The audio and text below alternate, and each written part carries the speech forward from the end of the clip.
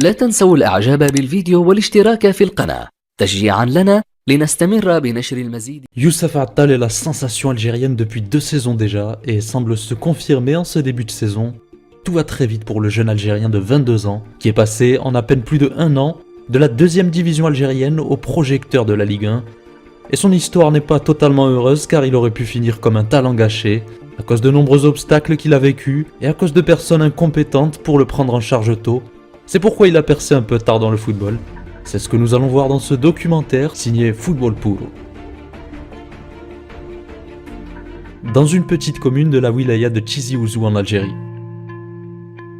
Il est issu d'une famille très pauvre et a été contraint de déménager à plusieurs reprises en raison de soucis financiers. Dans son enfance, Attal habite à Alger et en 2006, à l'âge de 10 ans, il intègre les jeunes du club de CR Belouizdad, un club de la capitale. 2 ans plus tard, à l'âge de 12 ans, il retourne se former dans sa région natale où il intègre les jeunes du club de la JS Kabylie.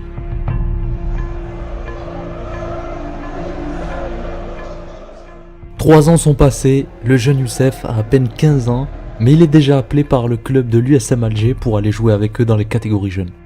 Sa famille habitant encore à Tizi Ouzou, il est contraint d'aller vivre seul à Alger, malgré son très jeune âge, et seulement 1 an après, sa famille lui manquait énormément, lui qui était encore un simple adolescent.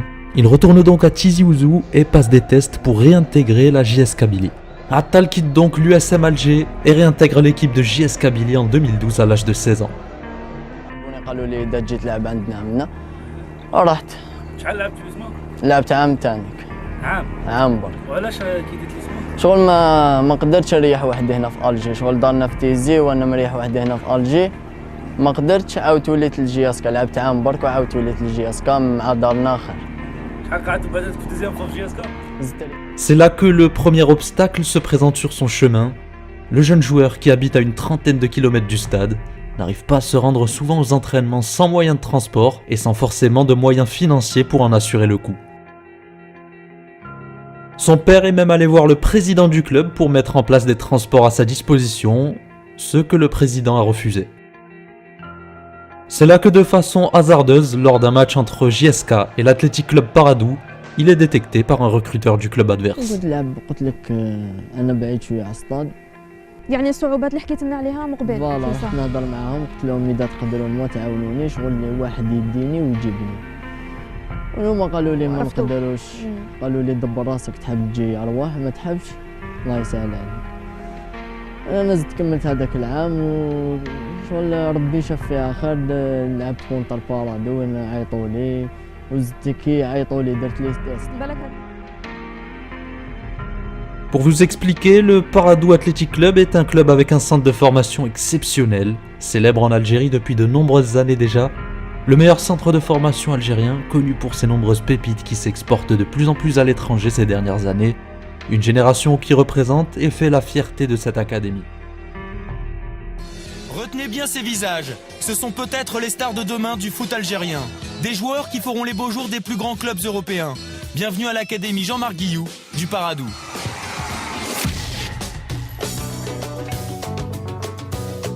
Alger, stade de Hydra. Depuis septembre 2007, 15 jeunes sur une sélection de 20 000, nés entre 1994 et 1996, ont intégré l'académie Jean-Marc Guillou, associée au club du Paradou. Une première en Algérie. Dans un pays comme l'Algérie où le talent est énorme, où le potentiel des joueurs est extraordinaire, ce qui nous manque c'est un petit peu ces centres de formation pour laisser éclore tous ces gamins qu'il y a. Un modèle de formation très exigeant, très tactique, des profils vifs, intelligents et doués d'un sens technique très développé, qui suivent une formation très élevée en termes de qualité de jeu.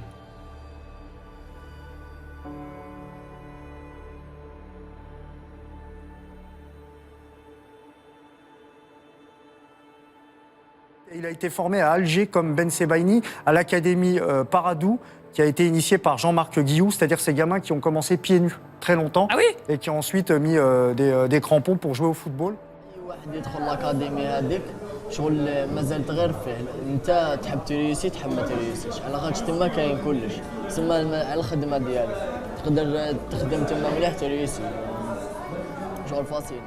À 18 ans, en 2014, le jeune joueur débarque donc dans ce club, le Paradou. Dès son arrivée, il est réputé au centre de formation pour son image de travailleur acharné, une image qui va se coller petit à petit à ce joueur pendant sa carrière. L'Algérien gravit les échelons au club. Après seulement une saison, il passe des juniors à l'équipe première en Division 2, entraîné par Chérif El Ouezani, qui est le premier entraîneur qui va lui donner une totale confiance sur le terrain. جيت للبارادو جونيور بروميير اني ومن بعد كي خلصت لا سيزون قالوا لي بلي حنطلعوك سينيور انت واحد شغل كنت نوجد في روحي على خاطر لا شونس ديالي هذه بروميير شونس ديالي لازم نخدم لها. خدمت مع كرون طاني اللي هو شريف الوزاني وين شغل دار فيا كونفيونس وعطاني لا كونفيونس وكان شغل ميم هكا يهضر لي وين شغل عاوني بزاف وبالك هو ثاني كموساني مليح.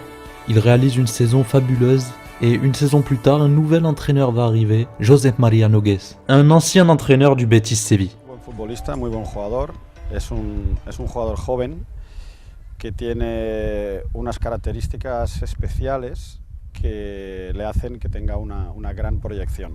Un defensa muy ofensivo. C'est cet excellent coach espagnol qui va lui trouver un tout autre poste sur le terrain, exploitant tout son potentiel et effaçant ses défauts défensifs. Il va le descendre d'un cran, délié, il se retrouve donc au poste de latéral. وين قال لي بالك انت مليح كي تجي من اللور تسمى على بالو يلعبني اريال غوش قال لي انت مليح شغل تجي بالبالون من اللور. Cette décision de son coach est peut-être une décision très importante, si ce n'est la plus importante dans sa progression, dans son explosion. Il a sûrement débridé et fait passer un cap en le positionnant ainsi. Le jeune réalise d'excellentes performances, des passes décisives, des buts, un apport offensif exceptionnel. Et il contribue en 2017 à une promotion historique de son club en première division algérienne.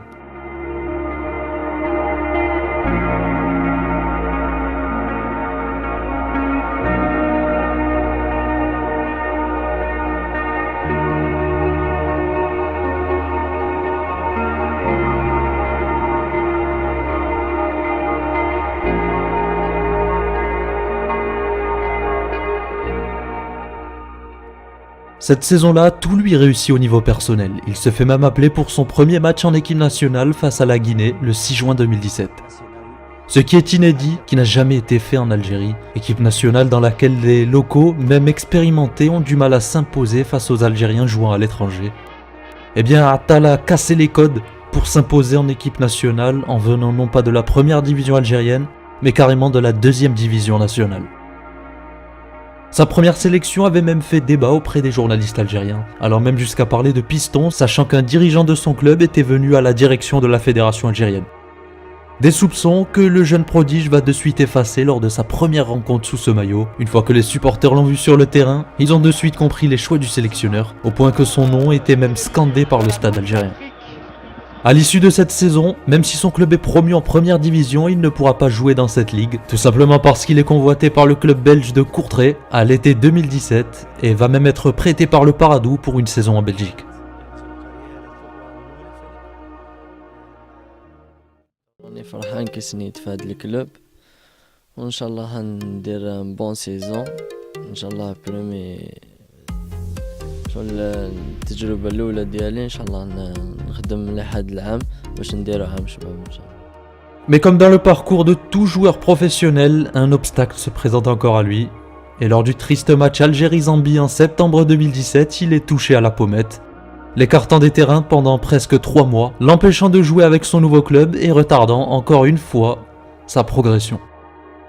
Il revient sur les terrains avec un masque sur le visage à partir d'octobre. Et il fait des entrées remarquables sur les terrains belges. Mais encore de la malchance pour lui, seulement 1 mois après, il est blessé autre part, au ménisque, et devra se faire opérer, l'écartant des terrains encore un peu plus d'1 mois. Revenu fin décembre, il lui a fallu seulement 15 minutes pour faire tomber le Standard de Liège et offrir le but de la victoire à son coéquipier.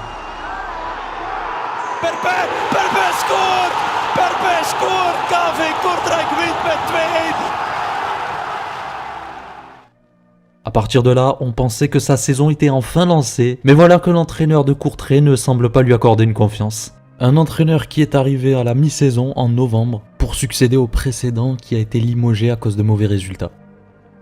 Il faudra attendre jusque mars pour le voir enfin faire son retour, un retour éclatant contre Bruges, match dans lequel il marque les esprits.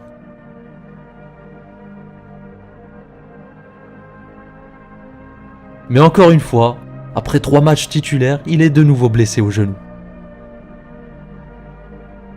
Au final, il termine la saison avec seulement 10 matchs, dont 6 titularisations, mais il était à chaque fois élu homme du match dès lors qu'il était titulaire. Assez impressionnant pour un jeune venant d'une division 2 algérienne, dans un environnement totalement opposé à celui où il était, et avec autant de blessures dans la saison. À l'issue de cette saison, les Belges lèvent donc l'option d'achat et achètent le joueur. Mais même si le club l'a finalement acheté, il va être directement revendu et cette saison sera son unique saison en Belgique, puisqu'il va rejoindre Nice. Il aura suffi d'un total hasard ou du destin pour qu'il rejoigne la Ligue 1. En effet, Youssef Attal affrontait lors d'un match en Belgique une équipe dans laquelle jouait un joueur nigérian, Taiwo Awoni, joueur que supervisaient les recruteurs du club de Nice. Mais finalement, ce soir-là, le recruteur niçois était surpris par un joueur du camp adverse, et c'est Youssef Attal. Il en oubliait carrément d'en observer le joueur nigérian pour lequel il était venu voir le match. L'Algérien remplissait tous les critères du recruteur et 3 mois plus tard, le 17 juillet 2018, Nice le recrute pour la minime somme de 3 millions d'euros environ. L'objectif que je trouve des bons clubs et les clubs qui donnent la confiance à les jeunes pour progresser, pour améliorer le niveau. C'est un club qui joue au football, qui m'arrange mes qualités. Et c'est pour ça que j'ai préféré Nice et même les dirigeants et l'entraîneur et le président ils m'ont fait quoi. Il était aux yeux des fans de Ligue 1 une recrue banale, du moins une recrue qui passait totalement inaperçue. Jusque sa première entrée sur les terrains de Ligue 1 où il a bluffé ses coéquipiers et le public entier. Entré en jeu peu après l'heure de jeu face à Rennes en septembre, Youssef Attal a fait forte impression pour sa première. C'est des joueurs qui rentrent en cours de match, ils doivent apporter quelque chose à l'équipe et aujourd'hui Attal l'a très bien fait. Elle m'a dit comment je joue et elle m'a dit j'ai confiance à toi. Et moi j'ai rentré, j'ai donné à l'équipe et alhamdoulilah, j'ai fait une bonne rentrée. Du côté de la sélection, il fait aussi forte impression ce début de saison. Le public algérien découvre petit à petit un jeune prodige totalement décomplexé sur le terrain, qui fait plaisir au public, qui vit le football et qui s'impose comme arrière droit sous le maillot algérien, poste où la sélection a du mal à trouver un titulaire ces dernières années.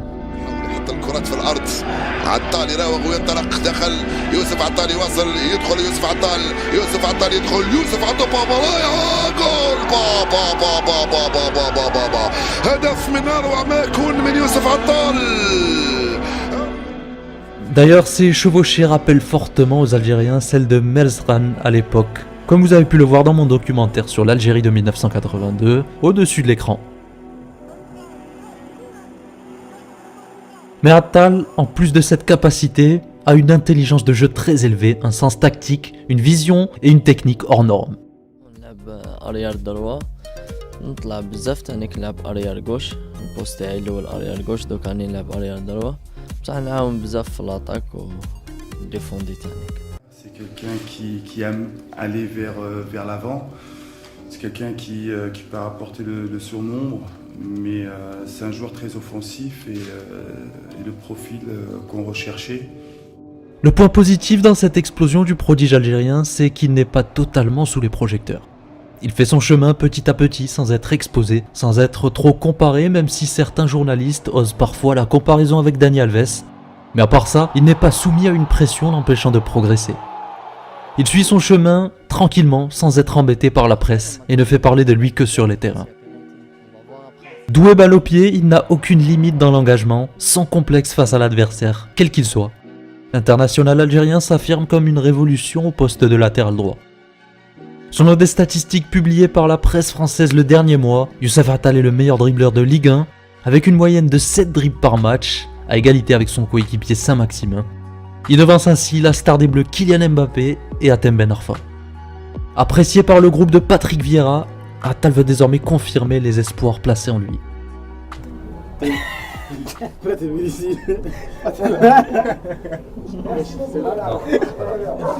Tu venais pourquoi? J'allais pas. On m'a dit de venir, je viens. Je sais pas pourquoi. Youssef, il est plein d'énergie, il est positif, il vit à 3000 à l'heure, c'est un boucan, quoi, comme on dit ici dans le sud, non? Ça va, Youssef? Ça va pas, t'es un docteur, toi.